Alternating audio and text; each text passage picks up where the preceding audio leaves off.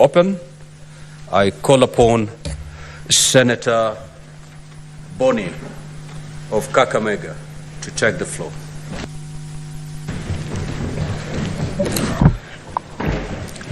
Thank you, Mr. Speaker. Mr. Speaker, accept my compliments for allowing us to reserve time and place for this very important motion. And Mr. Speaker, allow me to equally compliment the leader of the majority and the leader of my minority for speaking not just from their minds, but especially from their hearts. I never thought in my life that in this house I would listen to the wonderful speech by the young Senator Aaron Cheruiyot.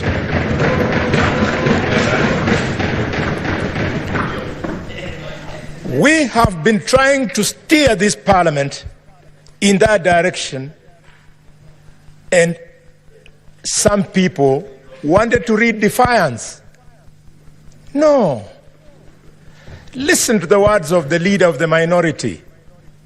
He is telling the Gen Z that at no time in this parliament have we ever locked anybody from accessing us. They didn't have to lose lives, lose limbs, result in loss of property for them to have an opportunity for a photo session in this house. Every day, the Speaker's Gallery and the public gallery has not only remained open, but it always has people. In fact, there are times, Mr. Speaker, when we are not sitting, the Sergeant at Arms allows people to come and sit in these benches. We didn't have to pay this price.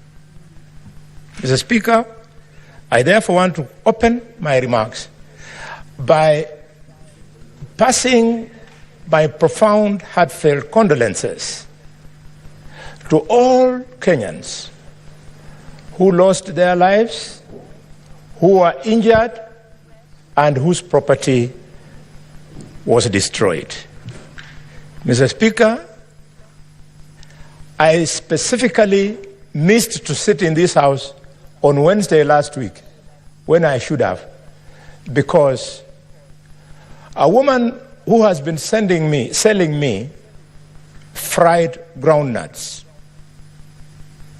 and oranges in Kakamega, Caroline Shiramba, was shot dead. She sells outside the office of the governor. Mr. Speaker, equally here in Nairobi, a young man from Malinya was shot dead. So these things have come very close. And for those who thought that this was something for a particular set of Kenyans, when I went to visit the victims at the General Hospital in Kakamega, one of the victims was the son of one of my chiefs. He was at the forefront in Kakamega. You saw, even the son of the Attorney General of Kenya was also involved. I saw the son of Honorable my brother Junjuri was involved. I particularly don't know where my children were. Probably they were also involved. The only thing that missed was that they were not captured on camera. Mr. Speaker, where are we? 4 things that are unprecedented have taken place. The first one is that for the first time in the history of this country, the president refused to assent to the finance bill. It is unprecedented. 2, Mr. Speaker, the youth did what they did. Some people call it inversion of parliament. Others call it desegregation of parliament. I don't know what to call it. I can only say they did what they did. Mr. Speaker, Never in the history of the 4 presidents we have had in this country have they ever contemplated on deploying the military the way we did. Mr. Speaker, finally, you saw across the whole country members of the public torching homes and properties of elected leaders. We are indeed in a bad place, and therefore, as we say in our community, when you are mourning, you don't mourn with shame. We must speak to it, as I wish to do now. Mr. Speaker, we are where we are today because Kenyans hate and are angry with the ongoings in the country. And if we don't speak to them and take action, we will go nowhere. It was never the finance bill. It was simply that the finance bill was a trigger. Why? Because public servants, led by ministers, are very, Mr. Speaker, corrupt. And people hate this, and people are angry. Yesterday, colleagues, I was called by a minister whose name I don't wish to bring on the floor because it's not necessary. And he was very angry with me for the position that I have taken, especially over the weekend in Nabaholo, over corruption in the cabinet. He told me very many strong and bad things. Because people who the other day we were working with here want to think because the Constitution has given them a different office as opposed to the offices as ourselves we have been given, they are therefore in high heaven, they should be worshipped. Nobody should mention their name even when they are wrong. Mr. Speaker, people are angry and hate public servants because of our own making.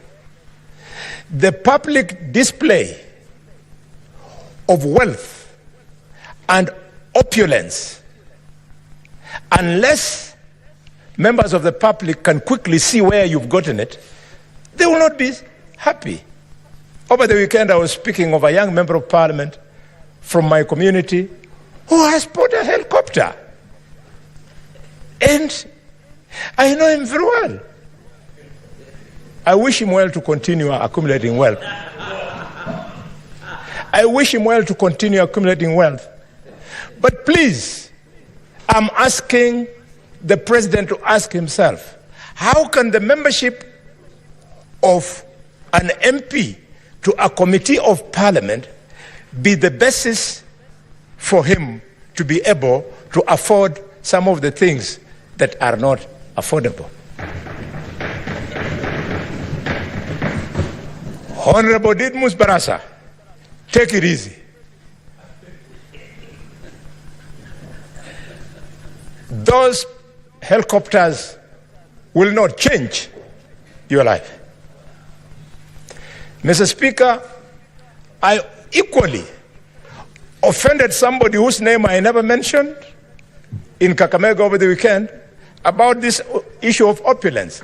I just wondered, how would an MP be able to donate 20 million shillings at a Harambe? He was very offended. In another function, I saw a minister of this government carrying a white bag on the back like this and started announcing how many millions are in that bag. Said, Moja, Billy. No. Mr. Speaker, if we don't refuse these things, people like Murkomen will think that they are giving us their money. It's not their money. Those are proceeds of corruption.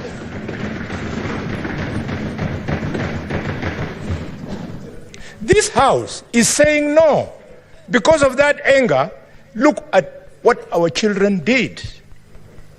Mr. Speaker, people are angry and hate us as leadership because every weekend, helicopters, they crisscross the skies, all of them going to functions where these millions are being dished. Mr. Speaker, the fuel guzzlers that we drive, I know if you go to this parking, Mr. Speaker, you can see the difference between the vehicle four-wheel drive driven by your senators compared to those ones driven by members of the National Assembly. In the parking of the Senate, you see Prados. But in the parking of the National Assembly, you see high-end vehicles that sometimes you only see. And why, Mr. Speaker? Because of an unconstitutional fund called CDF. That unconstitutional fund, the courts made a pronouncement that it was unconstitutional and illegal. How did we respond as Parliament? The National Assembly, without blinking an eye, went and exercised legislative impunity by twisting the act so as to be allowed to continue with that unconstitutional, illegal process. Mr. Speaker, as I speak to these guzzlers, you have seen colleagues. You are there struggling to rush to this Senate, then an MP, then a Secretary General of a political party comes with chase cars, his vehicle having the national flags with a siren, and the police does not arrest those people. The law is very clear on who should actually fly the national flag. The law should be very clear on whose convoy should be cleared with sirens. This is the impunity that is making our young people to turn against us. Mr. Speaker, I want to celebrate the President for the remark he made on Sunday during the interview that he was fielding questions. I did not support the fact that the President was fielding questions. I did not. Because I know that the President has people who are supposed to have fielded those questions. As like the leader of the majority was saying, the responses to security that the President was doing should either have been done by regular briefs by the IG or by Professor Kidura Kindiki. What was the President being put there? Being humiliated by the people of the media. But I celebrate him for accepting that we have wasteful expenditure in several offices in this country. Professor respected Githu Muigai gave, while in office, a legal advisory opinion on something called the Office of the First Lady. I urge you, colleagues, to go and read that opinion. He convinced me, and those who will read it after me, that the issue of First Lady is actually foreign to our Constitution. As if it's not enough, we had not only have the office of the First Lady, wife of the President, gobbling millions of shillings, we also have another one for the office of the wife of the Deputy President, another one for the office of the wife of the Prime Cabinet Secretary, another one for the office of the governors. I always say, God bless Kenya. If I had that ambition, then if I were to ascend to one of these offices that people think they should have those wives as first ladies, you would check my family. Who will be my wife? Who will be the first lady? Will be my first wife, my second wife, my third? Which one? Those are private family issues that should never be brought in public. I am a student of Michael Kijana Wamalwa. I am a student of George Welime Captain. I never saw Wamalwa's wife or George Welime's Captain's wife address any function, not in Luhyaland, not in their constituencies, nowhere else. Their purpose was to make sure that visitors have eaten. What became of husbands in this country? Mr. Speaker, very quickly, because the light is now on, people are angry and hate us because of impunity. The impunity you are seeing, that we have a director of public prosecutions who, from Monday to Friday, sits scheming on which language and which law to use so as to help people who are politically correct, criminals who have court cases, to be released. I don't know if that is why. I don't know if that is why we separated the office of the Attorney General from the office of the Director of Public Prosecution and made it an independent office. Not only from Kakamega, but the DPP is my sister's son from Malinya there. That it's not necessary. Let criminals who have stolen property, and you know them, go through the due process. If it was working, some of the ministers in office today would not be ministers. They became ministers because a corrupt parliament allowed them to become ministers, and then the DPP followed it up by withdrawing their cases. Mr. Speaker, impunity of tribalism. Leader of the majority, you have said it. Where will the children from the tribes where the president does not come from, where deputy president does not come from, where the prime cabinet secretary does not come from, how will they get jobs?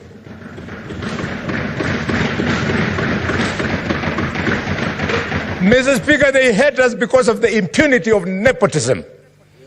I know of a cabinet secretary who has employed in his office 2 sons of, yes, Mr. Speaker. Mr. Speaker, the impunity, shooting members of the public dead. And they are set free. And we say we are living in a country of rule of law. Mr. Speaker, there is anger and hatred because the government is unable to fix this monster called CBC system. That system has killed free primary education. That system has destroyed the quality of education. For many years, my children have been doing the exam at Malinya Primary School, all of them. It's only right now that for the first time, my daughter, Sonia Inuni Khalwale, is now in class 7 junior secondary in a private school, because at Malinya Primary School, where we all went to, all my children and myself, it has collapsed. There are 2 teachers in a class of 150 teaching our children of the poor. So there's no learning going on, colleagues. Mr. Speaker, there is anger and hatred because of the insensitivity of this parliament. We are so insensitive that when the issue of housing levy was raised, we did not respond critically. Allow me just to conclude. Mr. Speaker, can I? Give Senator Boni further 3 minutes. Thank you. Mr. Speaker, the housing levy, I was shocked. We were addressed by the CS National Treasury, who told us that they were contemplating investing the money collected from the housing levy into treasury bills, meaning that we got money from members of the public and we are unable to absorb it. It therefore teaches me that we should have collected less to meet our capacity to absorb, instead of wiping people's pay slips, and now we are unable to use that money. Mr. Speaker, finally, things to do. Mr. President, dissolve cabinet, reconstitute it. Mr. President, disband offices outside the Constitution, including CAS, including Prime Cabinet Secretary. It is not in the Constitution of Kenya. Mr. Speaker, including officers of First Ladies, including, Mr. Speaker, advisors. If advisors are useful, then what David Lee is doing is not advice, is misadvice. Mr. Speaker, the President should quickly restructure the security organs by firing people, the IG included. And finally, but not least, all the Sky teams must be grounded. I thank you, Mr. Speaker, and I'm on. Senator Wambua. Senator Enoch. Mike. Yeah? Okay, let me use the dispatch. I have a lot of documents.